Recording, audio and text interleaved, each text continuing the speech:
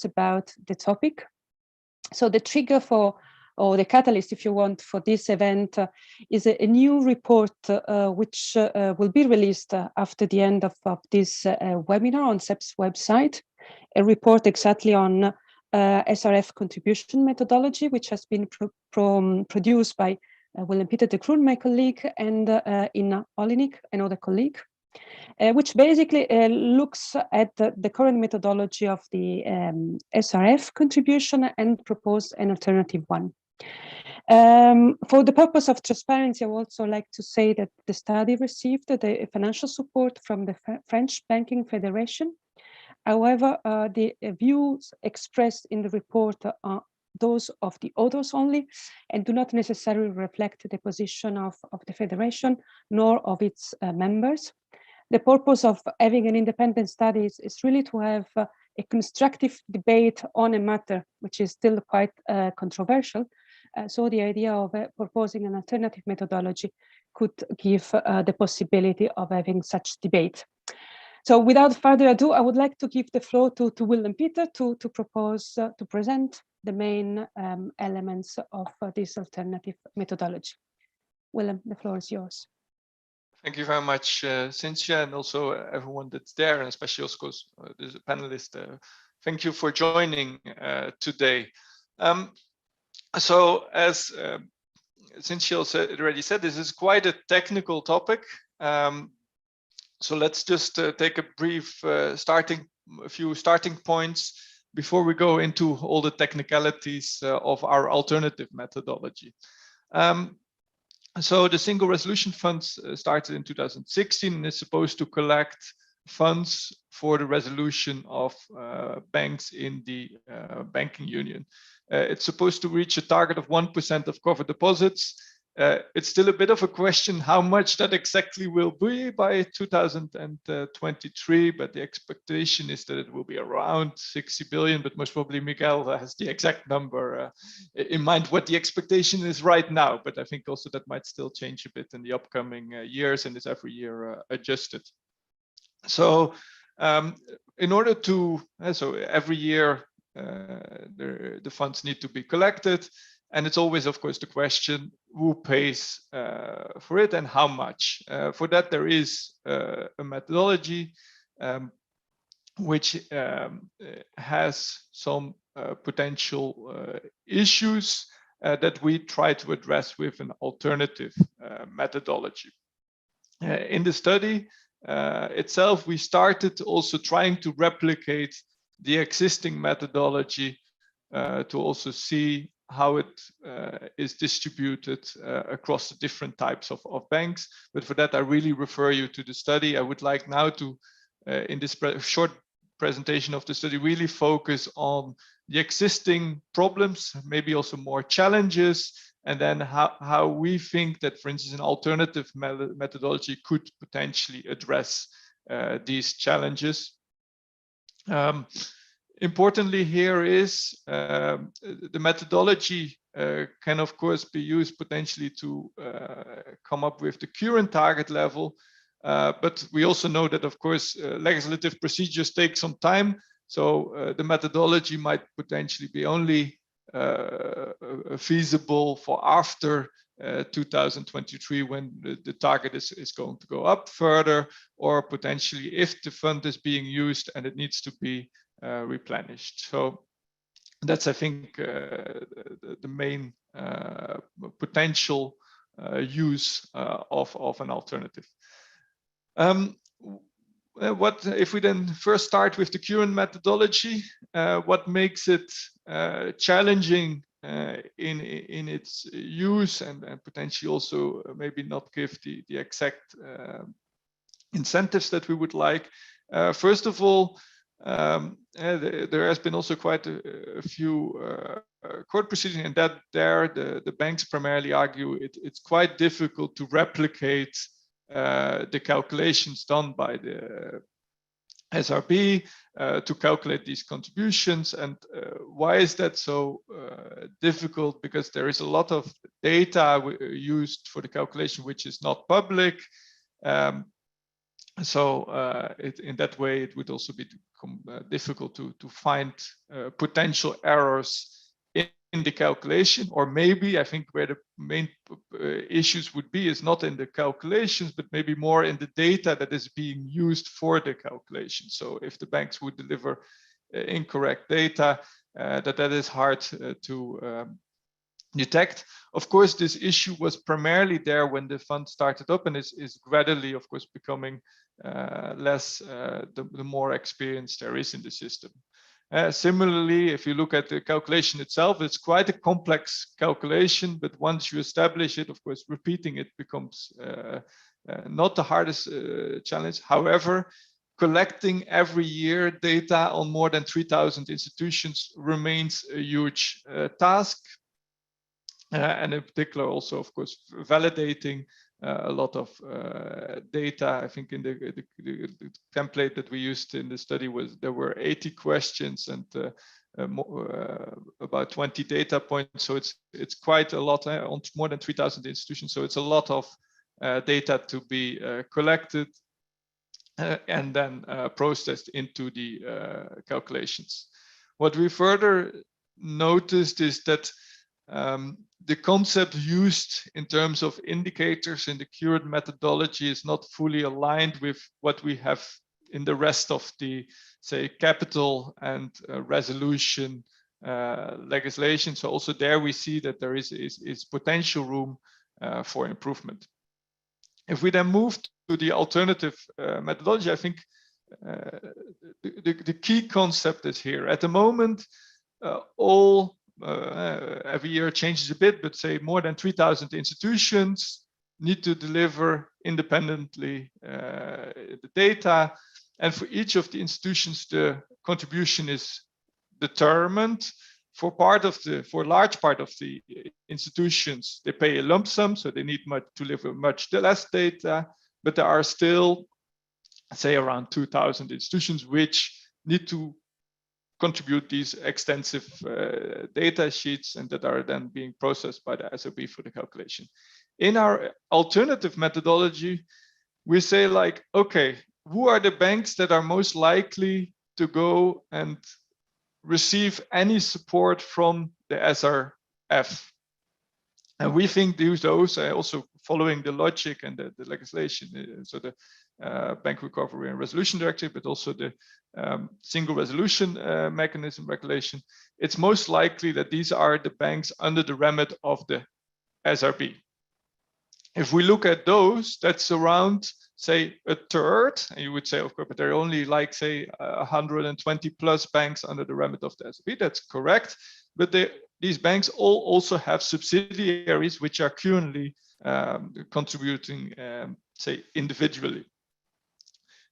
In our proposal, we say, let them contribute at consolidated level. This way, you have, say, these 120 plus institutions contributing higher risk-based contribution than those other institutions. So you have the subsidiaries, those are integrated in the consolidated contribution. And then you have the other credit institutions that are paying a lump sum. So they only need to give the size component. I will come back to that in a bit.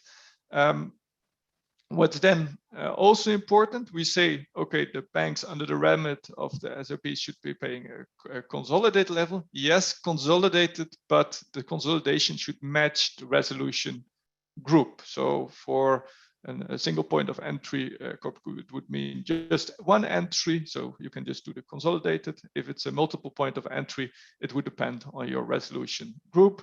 But in our work, we found out that for most of those that are following an MPE, they still have within the banking union the activities combined. So it should be more feasible. So this is making a big difference. First of all, in number of contributions, but second of all, also one of the tricky aspects, especially of replication, was dealing with intra-group exposures, and this aspect, when taking the consolidation, the figures at consolidated level, becomes irrelevant. So just to give you a bit of a view on what this makes of a difference in the number of contributors. First of all, this comprehensive set of data for the risk-based contributors, there you more or less have a drop of 90% of number of institutions having to provide that data. Then you have many more that are paying a lump sum. So that would go from about 46% to almost 70%. And then you have a group that doesn't have to contribute anymore. So for about 28% we estimate would not have to contribute directly anymore. No, it goes through the parent of the resolution group. So in that sense, you would reduce a lot of complexity by a different way of organizing the contributors. Then the contribution for the risk-based contributors. So there the idea would really be like, okay, the polluter pays, or the ones that are most likely to benefit from funds from the SRB, so coming from the SRF, would also have to contribute most. So what are the important elements there? First of all is the size of the institution. Then the second one is the probability that it actually will be resolved. And then the last one is the probability that then there are also a need for funds from the SRF. So this is really, say, the institution specific element. And then we also included a contribution key. That last contribution key is really there to make sure that the total of all the institutions will make up the total target level.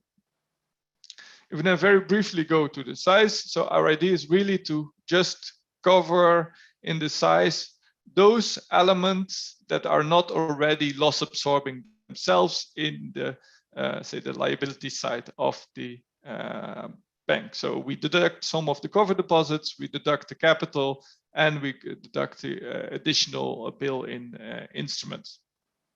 If we then go to the probability of resolution, there we say like, okay, when is a bank most likely to be failing? That's when its margin on the capital requirements is less. So the higher the excess in capital, so the higher excess on regulatory requirement, the lower the probability of resolution.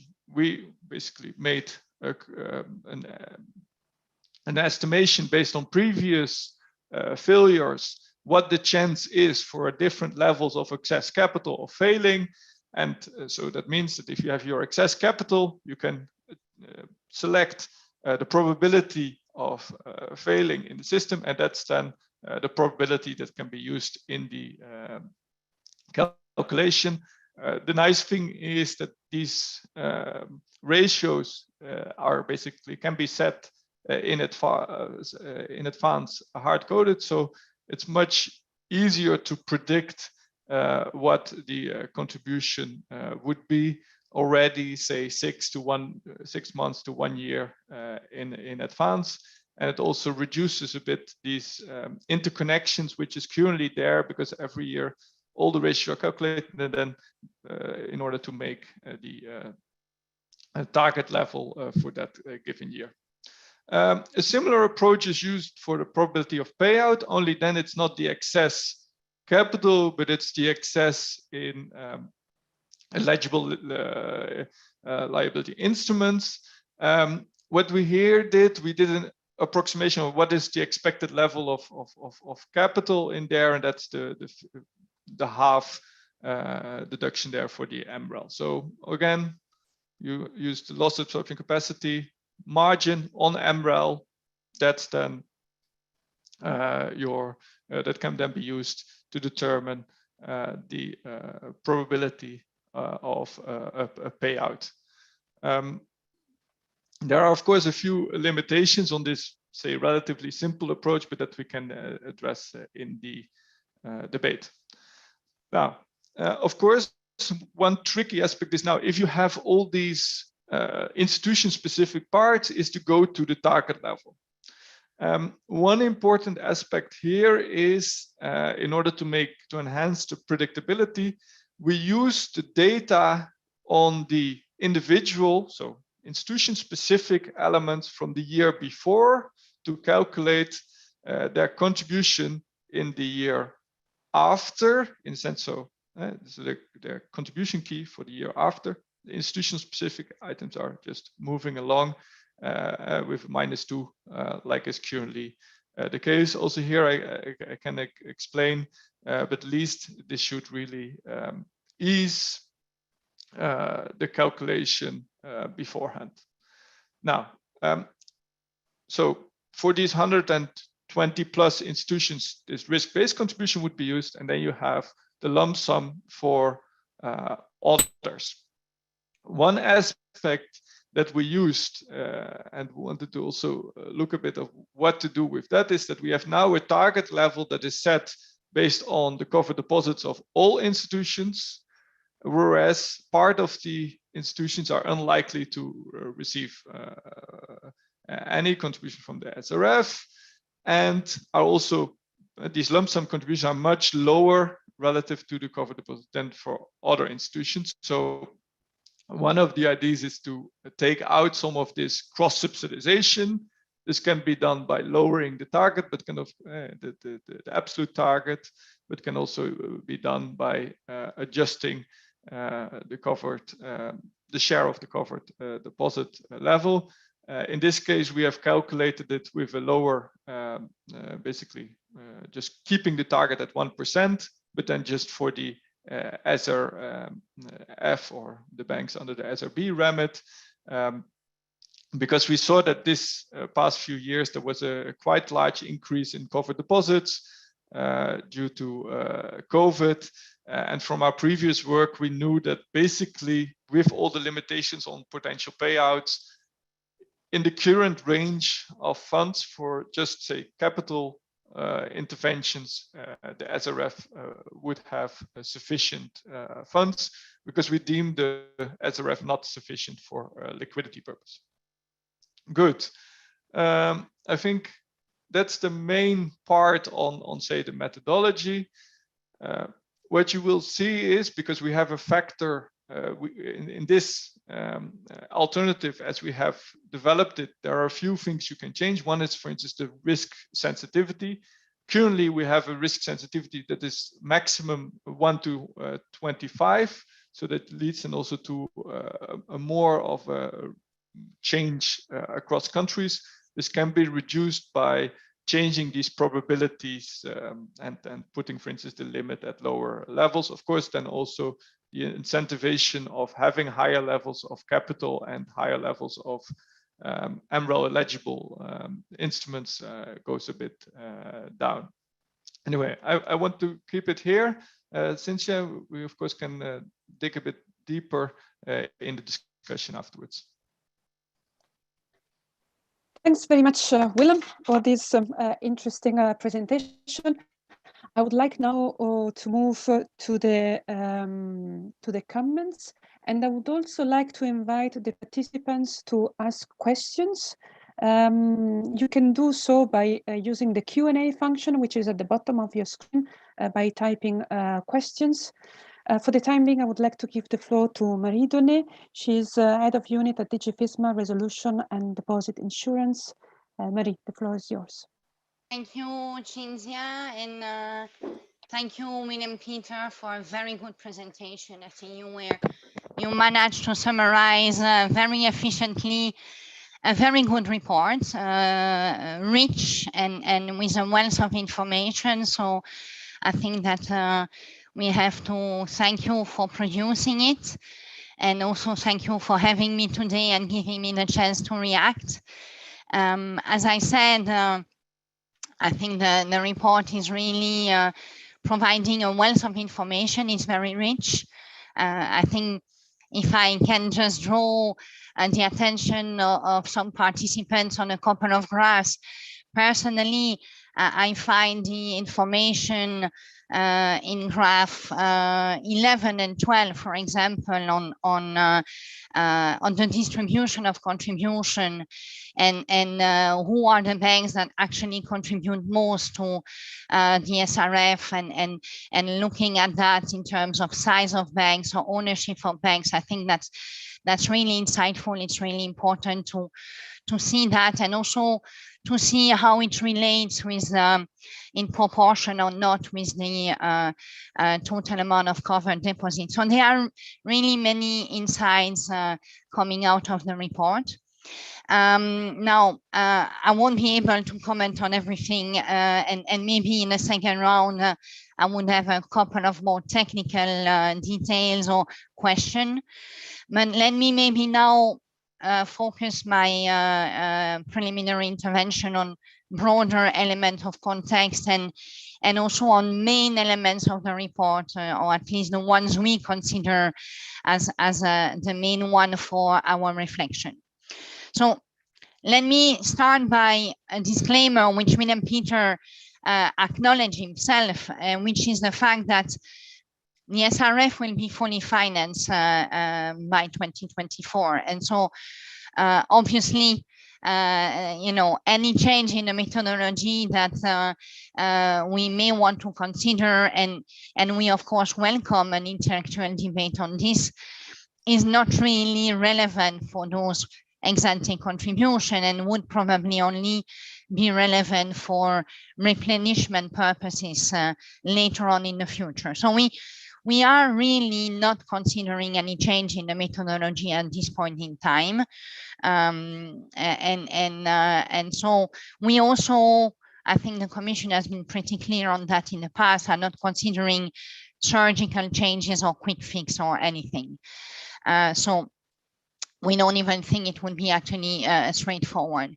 Now, this being said, if, as you know, we are in the future considering the CMDI review together with ADIS and a broader reflection on our crisis management framework and deposit insurance, of course, then at that moment, it would be interesting to envisage in a new world, in a new environment, having in mind those possible changes in the framework, a rediscussion on the contribution and calculation on the contribution, in particular when we consider ADIS, hybrid ADIS contribution, and how we could envisage synergies between ADIS, hybrid ADIS, and SRF. And in that context, of course, as I said, we welcome an intellectual debate.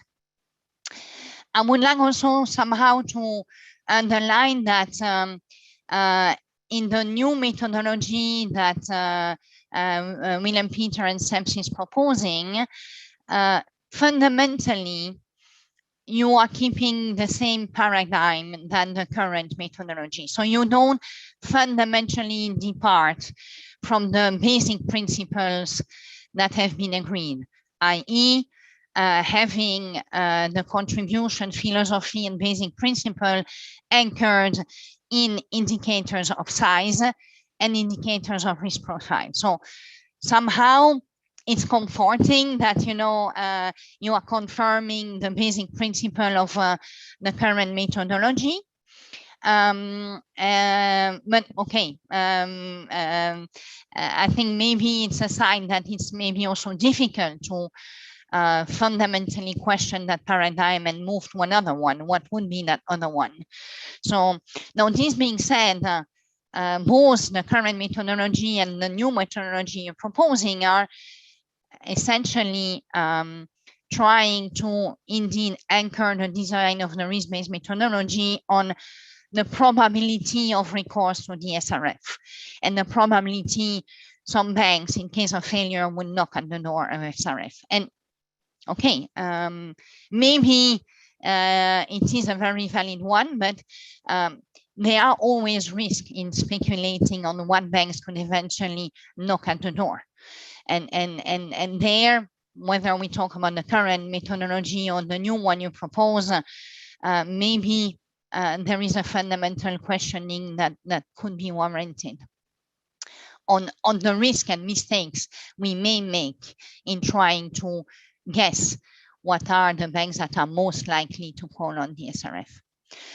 No, I think that now I would like to comment maybe on two important criticisms that you are making regarding opaqueness and complexity in the current methodology. On opaqueness, and I'm sure Miguel and SRB is actually much better placed to talk about it, so I'll be very short, but you of course refer to the numerous and recent court case brought in front of the ECJ. And of course, I think that there it begs to say that de facto the ECJ has restored the validity of the methodology, because in particular regarding the availability of information that was contested, the ECJ eventually ruled in favor of the current methodology. Now, on complexity, I think we have to acknowledge positively that you identify many challenges. And indeed, there is a lot of indicators involved, and maybe there are strong correlation among the ones you are, I mean, you are really highlighting to a certain degree strong correlation. Not always, but in some cases, strong correlation among indicators. And so it begs the question on whether indeed there are redundancies and interdependencies and a case for streamlining. I think that the point you are raising on calculating the contribution at resolution group level is also well taken. Maybe there is a case again in an open reflection to reflect upon that. So complexity, of course, is not a goal in itself. I think that the agreement among member states on the first methodology has been complex and was driven by robust and robustness concern, sophistication, comprehensiveness in the methodology, and we all know that the political balance has been the one driving the methodology. But again, in a new world, why not maybe looking at that again? Now, turning to the new methodology you are offering, and where you, as I said, propose a streamlining in the methodology by significantly reducing the number of indicators and increasing also the risk sensitivity of the factor to create an incentive for banks to improve their risk profile. So I think, let me say two things there. Obviously, we can only welcome a rational and a consideration of having a methodology that is incentive compatible. And of course, it's important to keep that in mind when looking at the methodology. When looking at the risk profile, I think that I will not go into a lot of detail on whether or not MREL indicators and capital are sufficient, because I think it may be very long discussion here. And of course, you may wonder whether other indicators of risk, like liquidity risk, could also be covered in the methodology, or whether, really the appreciation of risk profile in a time consistent manner, maybe there would be your risk, there would be maybe there a merit in looking at that. So I think that point taken, but maybe more reflection is even needed along those lines. And I'd like to make also another point, which is more fundamentally whether the whole approach to crisis management, and from there, the way we, all of us, and have envisaged the contribution to SRF, maybe that one has been very much driven by an open bank bail-in strategy and a very strong focus indeed on the G-size and the very big banks. And maybe, again, in a new world and having an open mind, maybe we have to reflect whether really everything has to be driven towards open bank bail-in. Maybe we have to reflect on other resolution strategy, alternative strategies to open bank bail-in, so-called transfer strategies, which we know there is more and more reflection on those, and also from there on whether there is a need to also think accordingly on the contribution. So from there, I think that we may also wonder whether the way you bucket your sample between the banks that are contributing on a risk-based approach and which you only consider the SRB banks and the banks under the remit, and the other banks where you have a lump sum approach is a good one, because somehow you are preempting maybe banks that are outside the remit of SRB, but still may want to apply a resolution strategy. And I think that when you try to maybe preempt what is a positive PR or negative PR, there is always a risk of accident. And maybe having a broader approach to banks that could be applying resolution strategy, including resolution strategy that not open bank bail-in, could be worth reflecting upon, and that's maybe exactly where you have applied a too simple approach in your proposal of rebucketing the banks. Let me finish on one note, which is your concern, which I think is valid, to have a balanced approach in terms of the cost on the industry and the contribution by the banking sector. I think there is indeed a point on reporting burden, and from there, having indeed a group approach as opposed to solo approach, having a lower number of indicators where each institution has to report upon is well taken.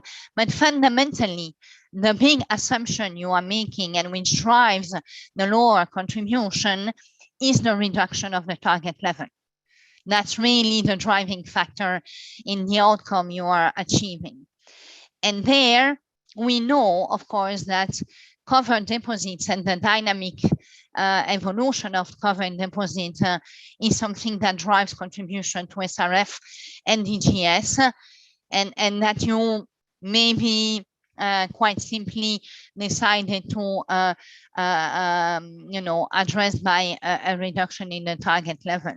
So in that context, I think that, as I said earlier in my intervention, in our mind, the CMDI review and EDIS and having an open debate on target level on SRF and EDIS, and maybe also approaching the contribution to the safety net as a whole is indeed something that we think would be worthwhile investigating in the context of the review, and would be an opportunity to indeed optimize the contribution, including potentially lowering DGS target level and the share of the burden in the replenishment for the SRF in that context. I would stop here. Thank you.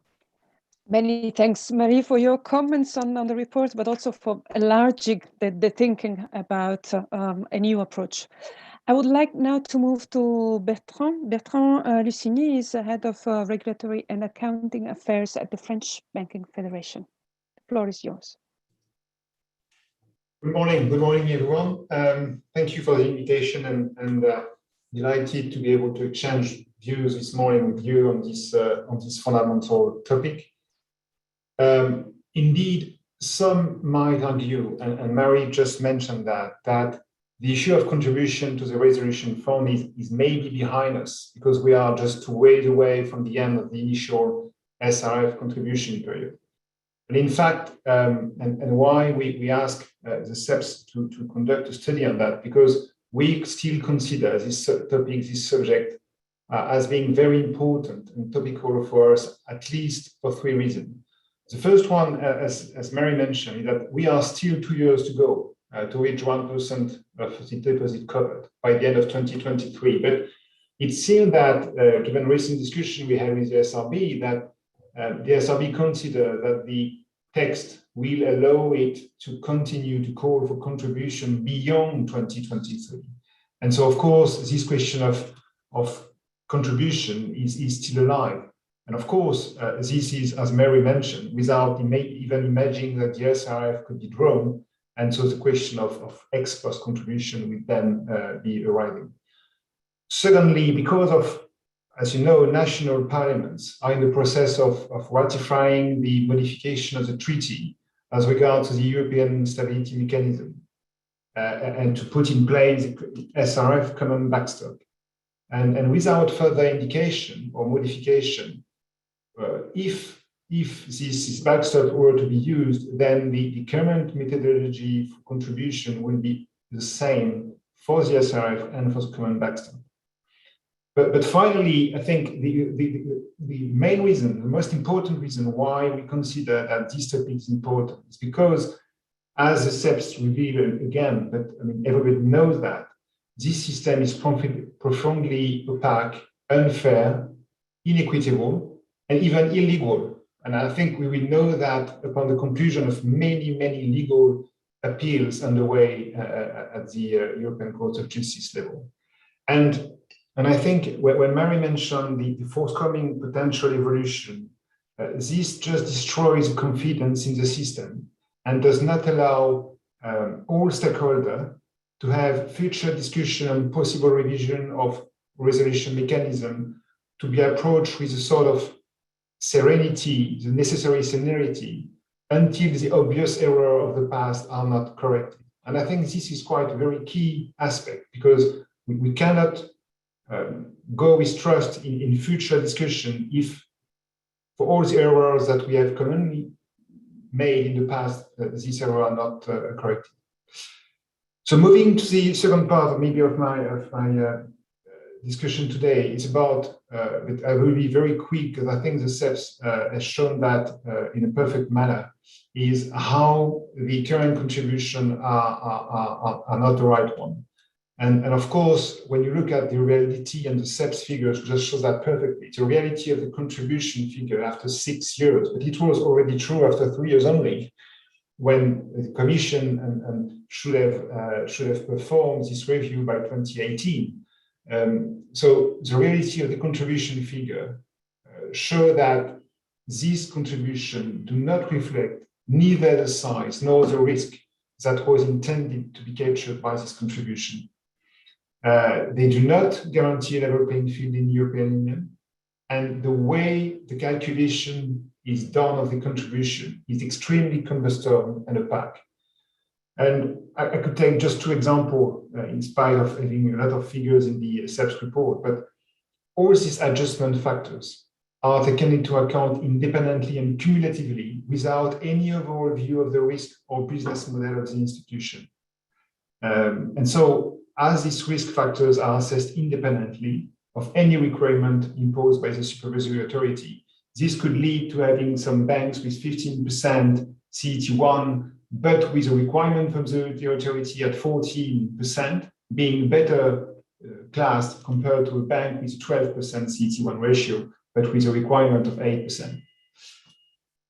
Of course, there's many, many examples, but just to prove that this system doesn't work, and I think it's also important to recount, because I believe my speaker after me, the SRB, we say that they are, let's say, not price takers, but they are low takers, as they are used to say. And in spite of recent increased efforts of the SRB to increase the transparency, and we can say here that they have run a consultation organized for the first time last March, which we hope should be repeated annually in response to the various criticism concerning the opacity and complexity. So in spite of all the increased efforts of the SRB, the current methodology and the current regulation will still not provide completely clear and transparent view of the calculation of the contribution. So it's not just a question of SRB being more or less transparent. Of course, we welcome all this increased transparency, but in spite of all these efforts, the current methodology will not allow banks to achieve what was done, what was the purpose of this calculation. So what we think is that for all these reasons, the European Commission is the only one to have this legislative initiative and must have the political courage, I know it's not your very, to put on the table a modification of the method. And of course, beyond the question of the target level at a fixed and adequate level in relation to the initial political objective. Just to finish, as regards to, and maybe we could further respond or continue the discussion upon Q&A, but as regards to the findings and proposal of this of the CEPS, I think we find much merit in this proposal to meet the current regulatory challenges. Of course, we don't fully share all the conclusion, but many elements seems to us extremely positive. The first, very briefly, as regards to the size component, I think the CEPS proposal reached two main drawbacks. The first one was the question of the resolution, calculating the contribution at the resolution group versus individual level. And of course, here we are in a system where, to be in adequacy with the resolution framework, we should definitely calculate that as a resolution group. The second aspect was about the deduction on the size component. And it's very true that to reflect both the capital requirement and the resolution requirement, their regulation should take into account all eligible and billable liabilities to be deducted from the size component. Otherwise, again, any indicators will not reflect correctly the size. As regards to risk factors, so just to recall, the CEPS put forward two main things: the probability of resolution and the probability of payout. I think the philosophy is the right one, but we consider that it's really interesting. We may not be fully aligned with the probability of resolution, the way the CEPS is putting them forward, because it's more, we have the feeling that it's more in relative terms, and that the absolute aspect is maybe somehow not reflected enough. Of course, if you are a GSIB and you have maybe a couple of percent in excess of capital requirement, but then if this couple of percent account for thousands of billions of euros, then this amount of capital, of excess capital, not in relative terms, but in absolute terms, should also be taken into account somehow to reflect the probability of resolution. And I think as regards to probability of payout, I think there's quite also interesting features here. So just to sum up, just consider this report as being very, very, very positive and very intelligent in terms of how we should work together on that topic. And the second key message is that we should not wait too long to put this topic on the table, because we consider beyond the financial impact in the short term, this is also a question of trust and confidence about legislation that could underpin further legislation on the resolution side. I will stop there. Many thanks, Bertrand, for sharing your feedback on the comment, as well as giving a more overarching view about the whole issue. I would like now to move to Miguel Cesaño Sáenz de Cinzano. He's the head of unit contribution and financing at the Single Resolution Board.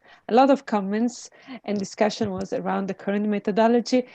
So Miguel, I would like to give you the possibility to react to William Peter and all the other comments. Please, yes. The floor is yours. Okay, many thanks. Good morning to everyone, and indeed also from my side, many thanks to William Peter and the CEPS colleagues for inviting me to this very interesting discussion on the ex-ante contributions methodology. Of course, I've been listening very carefully all your interventions, because as you know, I've been involved in the collection of contributions since the beginning, so since 2015. So this topic is really close to my heart.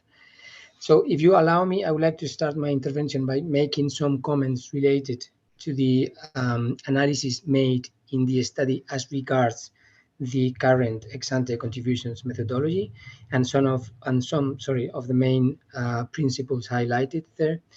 And afterwards, I would like to say a few words on the new proposal, which is very well explained in the study. So many thanks, Will and Peter. I would, of course, keep in mind the time constraints, so I would try to be as short as possible. So first, in the study, I read that the complexity of the methodology, the opaqueness, and the high number of risk indicators have triggered banking groups to challenge the methodology in court and have required the SRB to recalculate the contributions several times. Well, let me just disagree with this. So we did not recalculate the contributions several times. Only in the first year of the calculation, so back in 2016, and due to a very small error in the software we used for the calculations, we were obliged to recalculate. But please bear in mind that in any case, in no case the appeals lodged at the General Court first and afterwards at the ECJ have triggered any recalculation.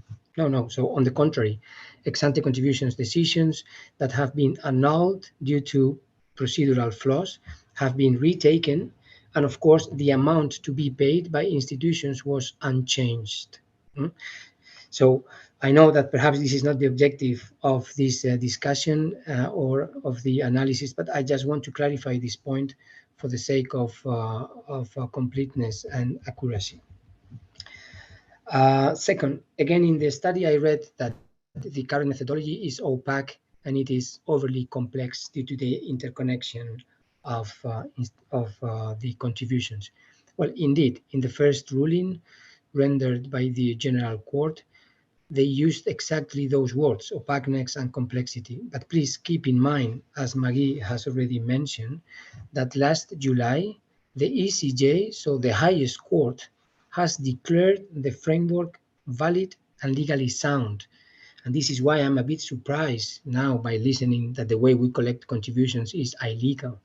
I mean, we can go against the ECJ, but it is the highest court and they have already declared the framework valid. The court also, in addition, has given to us some advices on how to address the main problem, which is the interplay between two fundamental principles, confidentiality and transparency. And the court highlighted how, just by disclosing a couple of more data points, the perfect balance between those two principles can be found. And by the way, already in 2021, the SRB was disclosing this information. So it is a very important point because one could think that the current methodology is extremely complex, but to be frank, I don't think so. So in my view, the complexity comes from the fact that we have to collect several data points from more than 3,000 institutions. We have to clean the data. We need to apply some checks in order to assess the accuracy of the data. And only once we have clean data, we are able to apply the calculation methodology. But the methodology is simple. So we need to follow some steps. We need to use discretization, and then we obtain final results. On top of that, of course, we have a great team composed by mathematicians and econometricians, and we have as well developed the necessary software and implemented the necessary processes. So now for us, the calculation of ex-ante contributions, it is a kind of business as usual. But having said that, and going now to the proposal, to the new proposal, I would like to make some comments. So first, from a practical point of view, everything that reduces the amount of data we are collecting from institutions is extremely helpful and, of course, welcome. In this regard, your ideas, Will and Peter, about reducing the scope of institutions by collecting the contributions at group level instead of collecting those contributions at the individual level are very interesting. I have to say I have some sympathy for this kind of ideas. Also in the proposal, you suggest to reduce the number of data points necessary to make the calculation. But again, this is very much welcome, because from a practical point of view, as I was saying, it reduces the time and the efforts that we spend in order to have clean data and accurate data. So all in all, very good ideas. But now also I have a couple of doubts when thinking about how implementable is this proposal. And perhaps I can leave this as a kind of food for thoughts. So first, I see that as risk indicators, you enumerate mainly two, no? The expected probability of resolution and the expected probability of payout. But in order to eliminate the concern of the institutions, as now the French Banking Federation was mentioning, you know that the main complaint we received from the institutions is the fact that they cannot fully recalculate the amounts to be paid. So one could think that those data points, meaning expected probability of resolution and expected probability of payout for all institutions, should be publicly available. But would you imagine the impact that in a single bank could have if the market knows that the probability of resolution is very high? I mean, it will be, of course, extremely detrimental for this institution, to the extreme that we can even push this institution to fail, right? Just by publishing this kind of information. So, as you know, now we apply a risk adjustment factor that goes between 0.8 and 1.5, and this is only communicated to the specific institutions, so only to the individual institution. So we must be extremely prudent here, of course. And my second doubt refers to the target level. And because, as Marie has pointed out again, in the proposal, you suggest that the target level is composed by 1% of covered deposits, but only for those institutions that are under the SRB's remit. And this is fine. At the end, you are reducing the amount to be collected by reducing the target level. And I'm sure that institutions will be, of course, happy with that. But please keep in mind that the current target level is defined in the SRMR. It is not the delegated regulation or the implementing act. So that means that in order to make this proposal implementable, you need to modify level 1 regulation and not only the delegated acts. And then just to conclude, I would like to answer your first question, Willem Peter, about is it 60 billion euros? Is it more? Well, you know that we have already collected 52 billion euros, and there are still 2 remaining cycles before the end of the transitional period. And as you know, and it was also mentioned here in this debate, covered deposits have experienced a huge increase in the last years due to different elements, but one of them being clearly the pandemic and the so-called forced savings due to the different lockdowns. Of course, I don't have the exact amount, I don't have a crystal ball, but our estimations indicate that the SRF will end up with a final target level clearly above 70 billion euros.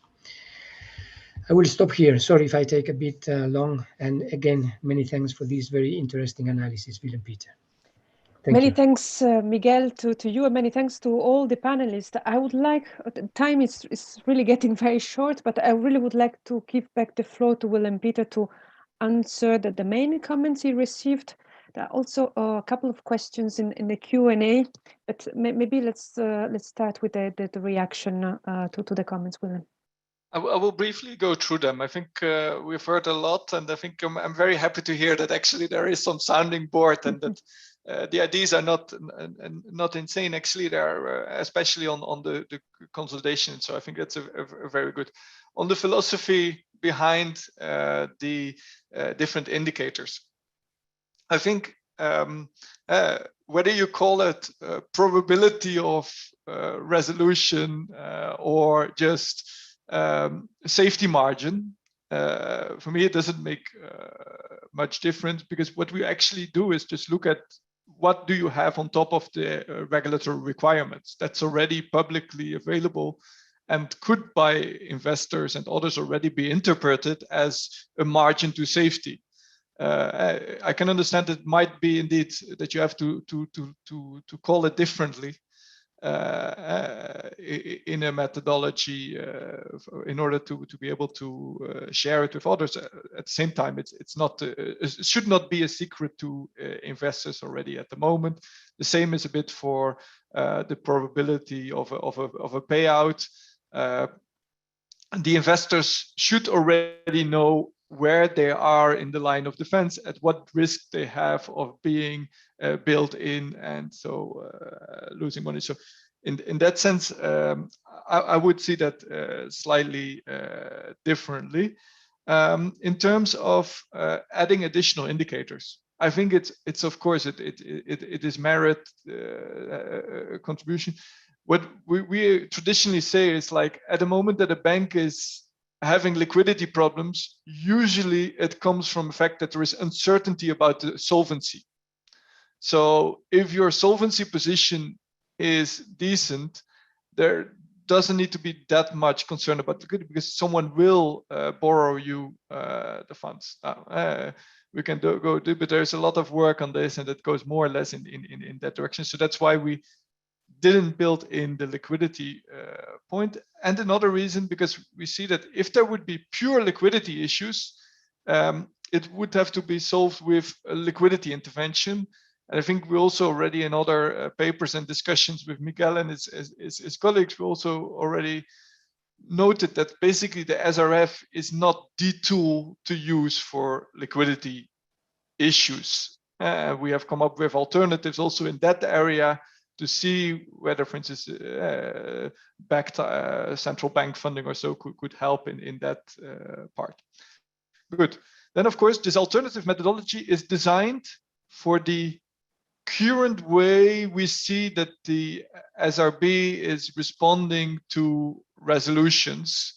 And then we have still be relatively conservative. We also see that in other countries, like for instance Denmark and so on, there is another philosophy of how to deal with bank failures and resolution.